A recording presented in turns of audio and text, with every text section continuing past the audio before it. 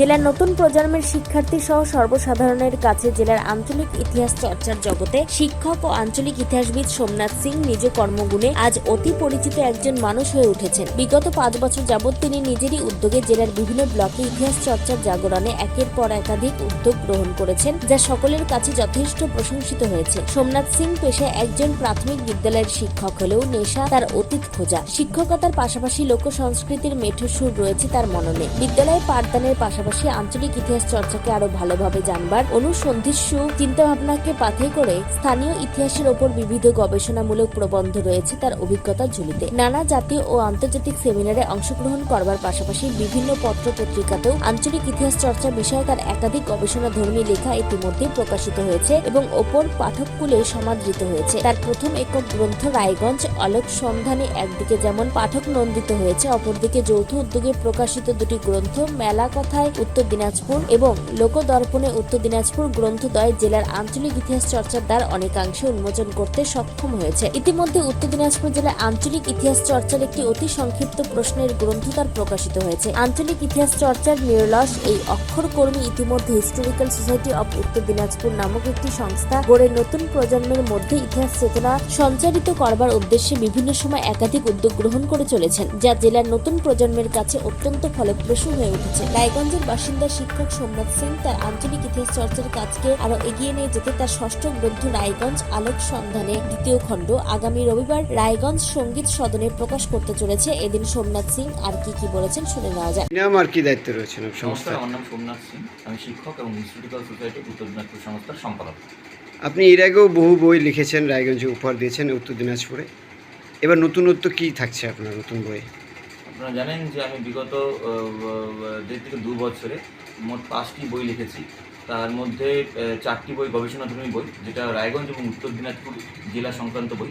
এবং প্রথম বইটি লিখেছিলাম আমি এককভাবে রায়গঞ্জ আলোক সন্ধানে, যা পড়ে পাঠক ভীষণভাবে আনন্দিত হয়েছে এবং তারা ডিমান্ড করছিল যে রায়গঞ্জ সম্পর্কে তারা আরও কিছু জানতে চায়। বেশ কিছু ব্যক্তিত্ব যারা প্রয়াত হয়েছে তাদের সম্পর্কে তারা জানতে চায়।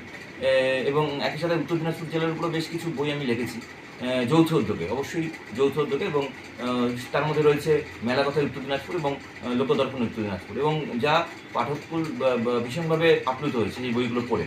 এবং পাঠককুলের সেই চাহিদা দেখে আমি উত্তর দিনাজপুর রায়গঞ্জের উপরে রায়গঞ্জ আলোক সন্ধানে দ্বিতীয় খণ্ড বইটি প্রকাশ করতে যাচ্ছি আগামী 26 তারিখ রবিবার আমাদের জেলার সবচেয়ে প্রাচীন সঙ্গীত প্রতিষ্ঠান সঙ্গীত সদন রায়গঞ্জে। এই সব তথ্য সংগ্রহ করতে আপনি অনেক দূর ঘুরতে হচ্ছে, সে কী বাধার সম্মুখীন হতে হয়েছে আপনাকে? দেখুন, আমি যেহেতু শিক্ষক, সুতরাং আমাকে স্কুলের শিক্ষকতার পেশাটাকে খুব ভালো মতন করে করতে হবে। বাচ্চাদেরকে শিক্ষাদান করাটা আমার প্রধান কাজ। এরপর আমার যেহেতু সংসার রয়েছে, সংসারিক যে দায়িত্বগুলো রয়েছে সেগুলো পালনের পরে আমার যে টাইমটাতে বাঁচে, যে টাইমটা সময় আমি পাই, সেই টাইমটাতে আমি জেলার বিভিন্ন প্রান্তে ঘুরে, কখনো রায়গঞ্জের বিভিন্ন ব্লকে যাচ্ছি, কখনো কালিয়াগঞ্জে যাচ্ছি, কখনো ইটাহারে যাচ্ছি বা করমদিঘিতে যাচ্ছি। বিভিন্ন জায়গা থেকে বিভিন্ন তথ্য সংগ্রহ করতে হয়। আর বা আপনারা জানেন তথ্য সংগ্রহ করা খুব নিখুঁতভাবে করা দরকার। এক্ষেত্রে মানে খুব পরিশ্রম সাধ্য এবং সময় সাধ্য ব্যাপার, এবং সেগুলোকে বাড়িতে এসে সেগুলোকে সুন্দর করে লিপিবদ্ধ করে নিয়ে সেগুলোকে বইয়ের রূপ দান করা, এটাই একটাই উদ্দেশ্য যে এই মানুষগুলো বা এই প্রতিষ্ঠানগুলো বা কোনো বিষয়গুলো, যে বিষয়গুলো নিয়ে আমি লিখছি, সেই বিষয়গুলো যাতে আগামী দিনে নতুন প্রজন্ম জানতে পারে, এবং সেই বিষয়গুলো নিয়ে যদি কেউ কোনো ধরনের গবেষণাধর্মী কাজও করতে চায় সেখান থেকে যাতে তারা তথ্য সংগ্রহ করতে পারে। নতুন বইয়ের সফলতা নিয়ে কতটা আশাবাদী? যেহেতু রায়গঞ্জ আলোক সন্ধানের প্রথম বইটি আমার ব্যাপকভাবে সফলতা পেয়েছে এবং অনেক মানুষ পরবর্তীকালে আমাকে ফোন করে জানায়, শুধু জেলা না, জেলার বাইরেও প্রচুর মানুষ এই বইগুলো ভীষণভাবে পড়েছে এবং তারা বহু তথ্য জেনেছে, এবং তারা বলেছিল যে রায়গঞ্জে বেশ কিছু বিষয় আছে যেগুলো যদি আমি পরবর্তীকালে লিখি তাহলে খুব ভালো হয়। তো তাদের সেই চাহিদা বা পরবর্তীকালে আমার মনে হয়েছে যে এই বিষয়গুলোকে যুক্ত করা দরকার। সেটা মনে করে, সেই ব্যাপারটাকে মনে করে, অর্থাৎ পাঠককুলের দিকে তাকিয়ে আমি রায়গঞ্জ আলোক সন্ধানের দ্বিতীয় খণ্ড প্রকাশ করতে যাচ্ছি, যা একবারেই নতুন আঙ্গিকে, এবং তার বিষয়বস্তু 25টি বিষয় নিয়ে এই বইটি প্রকাশিত হচ্ছে। যারা পাঠক রয়েছে, যারা কেউ যদি এই বইটি নেয় পরে, তারা ভীষণভাবে তথ্য বিভিন্ন রায়গঞ্জের বিভিন্ন তথ্যগুলো জানতে পারবে। আগামীকাল কোথায় পাবলিশ হবে আপনার এই নতুন বই? না, আমাদের এই বইটি 26 তারিখ প্রকাশ হবে, 26শে এপ্রিল 2026। রবিবার সন্ধ্যা 6টার সময় রায়গঞ্জ সঙ্গীত সদনে বিশিষ্ট মানুষদের সমাবেশে একটি অনাড়ম্বর অনুষ্ঠানের মাধ্যমে আমরা এই বইটি প্রকাশ করব এবং তারপর থেকে যারা পাঠক রয়েছে তারা অ্যামাজনে বা রায়গঞ্জের বিভিন্ন বইয়ের দোকানে হয়তো পাওয়া যেতে পারে। তারা যদি একটু যোগাযোগ করে তাহলে সেখান থেকে তারা কিন্তু এই বইটি নিয়ে পড়তে পারবে এবং আশা করি তারা এই বইটি পড়ে রায়গঞ্জ যেতে পারবে। তবে এই জাতীয় উদ্যোগ যে আগামী দিনে নতুন নতুন বই প্রকাশে উৎসাহিত করবে সেই বিষয়ে কোনো সন্দেহ নেই। উত্তর দিনাজপুর রায়গঞ্জ থেকে শ্যামলেশ তরফদারের রিপোর্ট, টাইমস 14 বাংলা। আরো নিত্য নতুন ভিডিও পেতে এবং তথ্য জানতে আমাদের ফেসবুক পেজকে লাইক ও ফলো করে রাখুন। সেই সঙ্গে টাইমস 14 বাংলার ইউটিউব চ্যানেলকে সাবস্ক্রাইব করতে ভুলবেন না।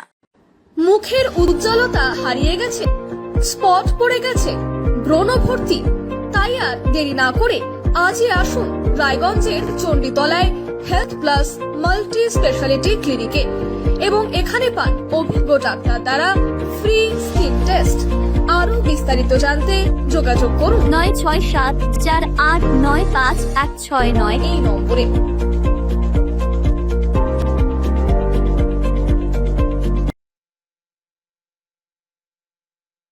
আজ তোমার বিয়ে সাজলো নতুন সাজে